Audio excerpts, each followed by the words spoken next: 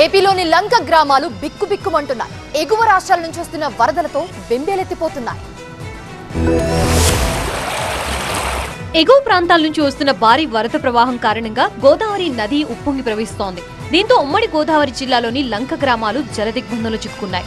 నదీ ప్రవాహం ప్రమాదకర స్థాయికి చేరడంతో దాదాపు 32 లంక గ్రామాలకి బాహ్య ప్రపంచంతో రాకపోకలు సంబంధాలు తెగిపోయాయి.